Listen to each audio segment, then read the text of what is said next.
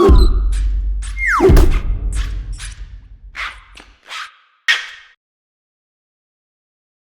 everybody, this is Peter with GoodyReader.com, and this is the Tolino Shine 3.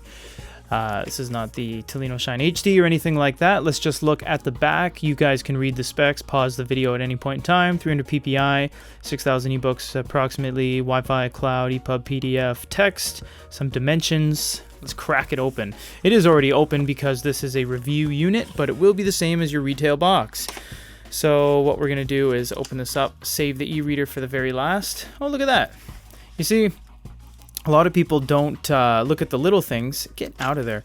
A lot of people don't look at the little things when it comes to boxes and presentation, but the fact that they print that on the box, on the back of when you open it up, says a lot. They're also using this tabbed system where you can actually dismantle the box and properly recycle it, which is really nice. So on the inside of the box, that's all we have. We'll go ahead and put that off to the side, and we'll look at the Schnellstartenleitung, which probably means start guide in German.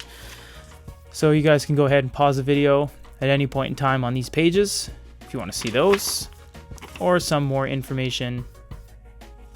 Hallo or hallo, and this is the warranty information.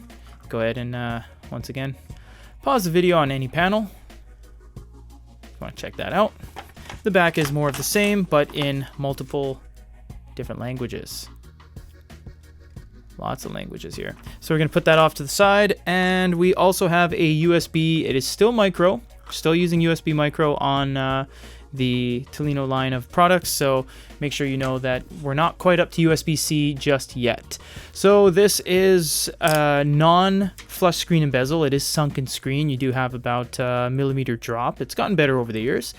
And nothing on the side, nothing at the top, nothing on the other side. Everything happens down below. And this is obviously made by Kobo now, because you can see the very obvious Kobo design, the large button with the status indicator light on the side, the same layout with the piano finish name on the left, all the information following that, and the USB port on the right with some other information. So if you guys have any other questions, oh, you know what? Let's not get too fast now. We also have the back, which has the embossed Tolino logo with a very nice high grip backing, and you can see it does leave fingerprints, but because it's perforated, as you leave a fingerprint, it very quickly goes away because we have this nice perforated look to it, and it is wavy. It's very stylistic, as most Kobo products are. So if you guys have any other questions, comments, or concerns, let us know. But for now, this is a full unboxing of the Tolino